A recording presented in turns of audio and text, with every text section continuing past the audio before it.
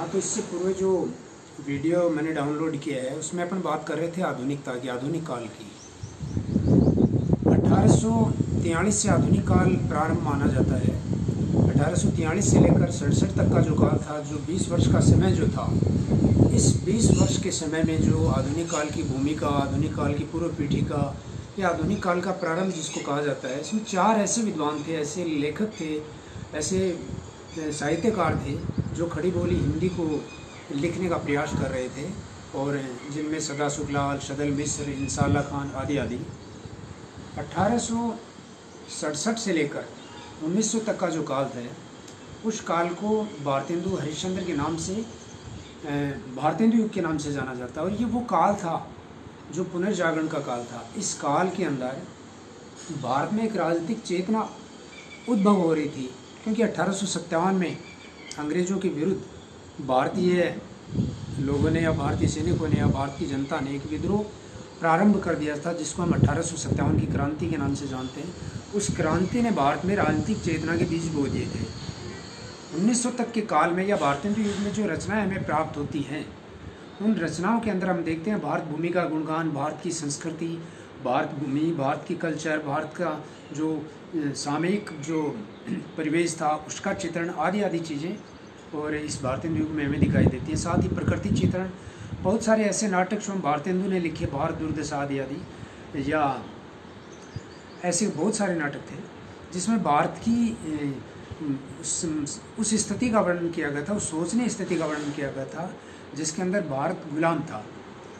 तो ये जो काल चल रहा था 1867 से लेकर 1900 तक का काल, जब 1900 का काल आया या 1900 में जब एक नया परिवर्तन आ रहा था, जिसमें नई नई पत्रिकाएं, सरस्वती जैसी पत्रिकाएं उदय हो रही थी, जन्म हो रहा था, तो 1900 से जो काल प्रारंभ हो रहा था वो काल एक बड़े ही बदलाव का काल था, बड़ा परिवर्तन का काल था। क्योंकि स्वयं महावीर प्रसाद द्विवेदी जैसे दिग्गज, मैथिली शरण गुप्त जैसे, प्रेमचंद जैसे, जयशंकर प्रसाद जैसे लोगों का उदय इस काल में हो रहा था, और नई नई पत्रिकाएं, नया नया साहित्य और नए नए बदलाव, नए नए विचार इस युग में आ रहे थे। तो इस 1900 से लेकर 1918 तक का जो काल था, जिसको हम द्विवेदी युग या पुनर्जागरण युग के नाम से जानते हैं। प्रेमचंद की पहली रचना 1907 में आई थी, और सरस्वती एक ऐसी पत्रिका थी जिसने साहित्य के अंदर मील के पत्थर का काम किया। तो इस प्रकार इस पुनर्जागरण के युग में जो बीज भारतेंदु युग में आज़ादी के बोए गए थे, इस काल में वो एक पौधे की तरह निकलना आरंभ हो गया था। तो साहित्य जो था वो एक, उसका जो मार्ग जो था वो अलग ही दिशा में चल पड़ा था, जिसके अंदर भारत की आज़ादी, भारत की संस्कृति और हम आज़ाद कैसे होंगे और हमारे विचारों में बदलाव कैसे आएगा, ये बदलाव जो था वो पुनर्जागरण युग में आरंभ हो गया था। इसके बाद जो काल आरंभ होता है 1818 से या 1919 से लेकर 1936 तक, जिसको हम छायावाद के नाम से जानते हैं। देखिए, छायावाद एक ऐसा काल था, छाया के रूप में, यानी कि प्रत्यक्ष का अप्रत्यक्ष के रूप में चित्रण कर देना ही छायावाद था। और इस छायावाद की 4 प्रमुख कवि माने जाते हैं: जयशंकर प्रसाद, महादेव वर्मा, निराला, पंत। प्रसाद जो थे वो स्वयं इस युग के प्रवर्तक थे, इस युग के जो दृष्टा थे, मार्गदर्शक थे, उन्हीं को छायावाद का प्रवर्तक कवि माना जाता है। छायावाद जब भारत में आरंभ हो रहा था, उससे पूर्व हमें ब्रिटेन के साहित्य पे एक नज़र डालनी चाहिए, जहाँ पे औद्योगिक क्रांति आरंभ हो रही थी। उस औद्योगिक क्रांति के फलस्वरूप हुआ क्या कि वहाँ पे एक नए साहित्य का उदय हुआ। और वो नए साहित्य का उदय क्यों हुआ?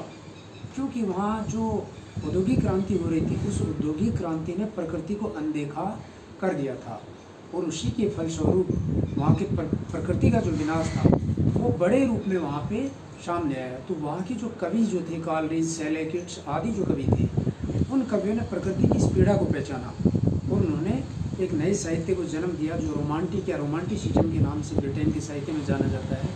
उस ब्रिटेन के साहित्य का प्रभाव पड़ा बंगाल के साहित्य पे। बंगाल के साहित्य को उसका प्रभाव हमें स्पष्ट रूप से गीतांजलि में दिखाई देता है। रविंद्रनाथ टैगोर, जिन्होंने गीतांजलि लिखी थी, जिनको प्रथम नोबेल पुरस्कार भारत के साहित्य में मतलब मिला था, भारत का पहला जो व्यक्ति था जिनको ये नोबेल पुरस्कार मिला था। तो बंगाल के साहित्य में उस रोमांटिक साहित्य का प्रभाव पड़ा बंगाल के साहित्य से ये रोमांटिसिज्म या रोमांटिक काव्य जो था वो छायावाद के रूप में हमें हिंदी साहित्य के रूप में दिखाई देता है। तो इस प्रकार प्रकृति का चित्रण जो था चारों कवियों ने 1919 से लेकर 1918 तक दोनों विश्व युद्धों के बीच का जो काल था, जिसको हम छायावाद के नाम से जानते हैं, जिसके अंदर प्रकृति का और मानवीयता का और आध्यात्मिकता का, एक मानव जीवन का और दर्शन का एक बहुत बड़ा स्वरूप, साथ साथ महादेव वर्मा की जो प्रकृति के प्रति वेदना जो है वो हमें इस युग में दिखाई देती है।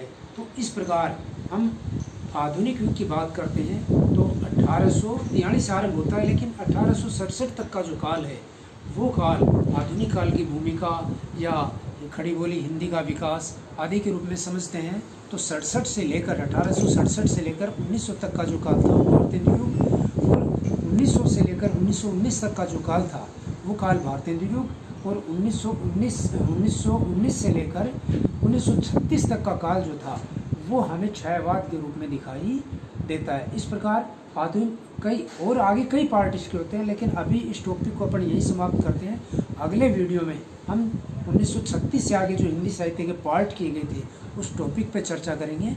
तब तक के लिए आप अगले वीडियो में मैं आपको फिर मुखातिब होऊंगा नए साहित्य के साथ।